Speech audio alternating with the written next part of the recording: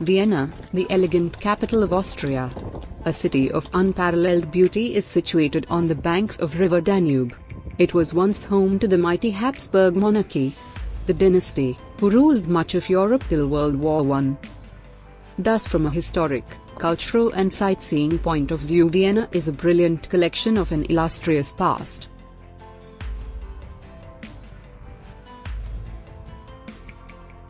We went to Vienna in April this year, just for a day, and tried to see as much as we could.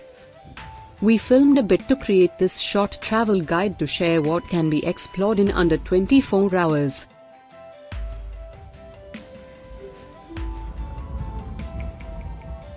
We left our hotel very early in the morning to make the most of the limited time we had in hand.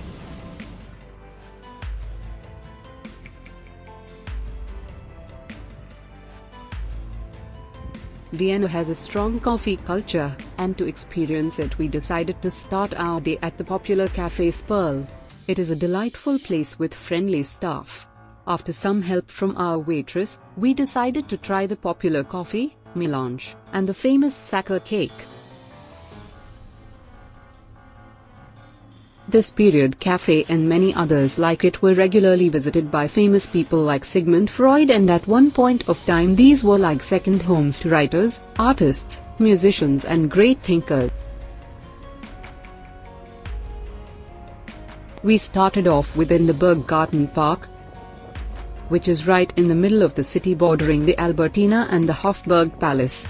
The park is also home to the famous Mozart monument among other statues. This monument has a marble statue of the greatest composer in history with reliefs depicting scenes from his work and childhood. It is one of the must-take photo destinations of any Vienna trip. Walking a few more steps, we reached the Albertina Palace, one of the world's great art museums, with a huge collection of works.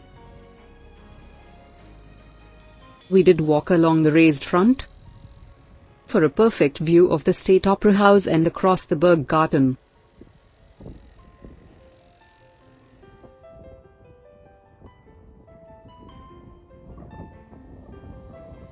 We finally reached the Michaelertplatz Square.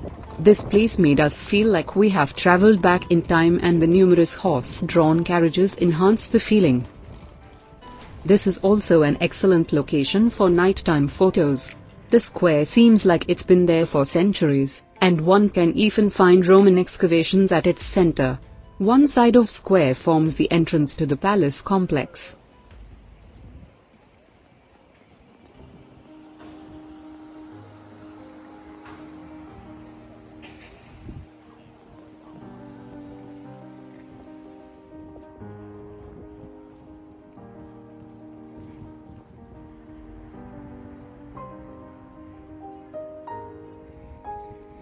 The Hofburg Palace complex was the former winter residence of the Habsburgs. The complex is a collection of many buildings which houses the imperial apartments, Sissi Museum, Imperial Treasury, Imperial Silver Collection among others. The area around Hofburg has several other attractions like the Rose Garden, Austrian National Library, the Natural History Museum and the Spanish Riding School, to name a few. The Hofburg Palace currently serves as both the official residence and office of the President of Austria.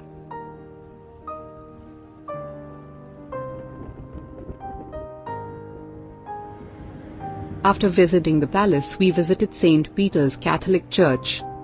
This place is a hidden gem, the way it is placed between the two buildings, and definitely deserves some time for a photo and a visit. It looks nice on the outside, with its domes and statues, but it is the inside that is really quite breathtaking. It is an 18th century church with a gorgeously Baroque interior, and is also a venue for numerous concerts and recitals. We finally reached St. Stephen's Cathedral, seat of the city's bishop and an obligatory stop for visitors. The most striking parts of this cathedral is the main tower, which rises over 136 meters, and the colored tiled roof. Tickets are required to get up close to the altar, climb a tower, or view the catacombs. One can also do a self-guided audio tour. To have a look of the city from up above, we chose to take the elevator to the top of North Tower.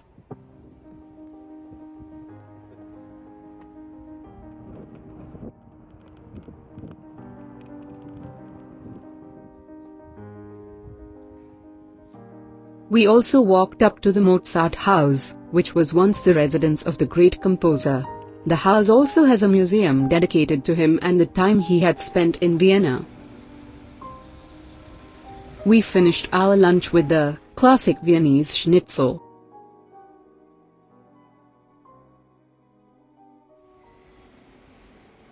Later we visited to the old-school Café Vienna, to experience the very essence of the Viennese coffee culture once again. The choices available for desserts were mind-blowing. Post-lunch, we took the metro line U4 from the old city center directly to the Schonbrunn. The city of Vienna has an extensive network of buses, city trains, trams and subway lines, which are remarkably cheap, clean, frequent and reliable. We had a 24-hour network card, which allowed us to go anywhere we liked and as often as we liked, within the city limits.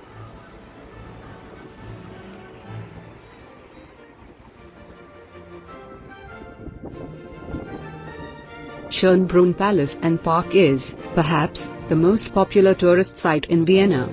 It has one of the most magnificent European palaces and gardens and is a UNESCO World Heritage Site. This was once the summer residence for the Hapsburg dynasty.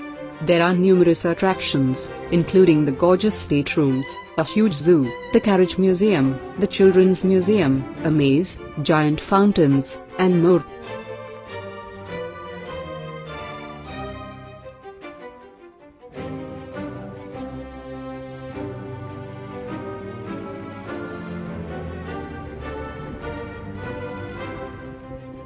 Open to the public since 1779, the grounds of the palace conceal various architectural delights like fountains, fake Roman ruins, statues, and walled gardens. Walking around the vast palatial gardens is entirely free of cost and made us feel very regal and aristocratic.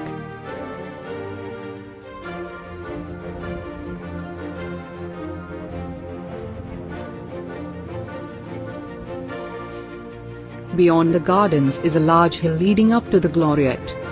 This triumphal arch was built in 1775 simply to ensure a nice view from the windows of the main palace. However, the view of the palace and beyond is perhaps even better from the Gloriette.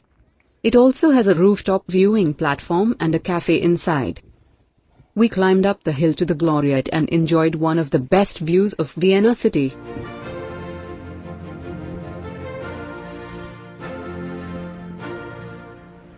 We concluded our trip by returning back to our hotel, Mercure Westbahnhof, which was centrally located. We took an early flight out for Dublin the next morning. Vienna, to us, appeared as a city that embraces its past and looks up to an open and inclusive future. There is so much to see and do in Vienna. We had barely scratched the surface in these 24 hours and cannot wait to go back again soon.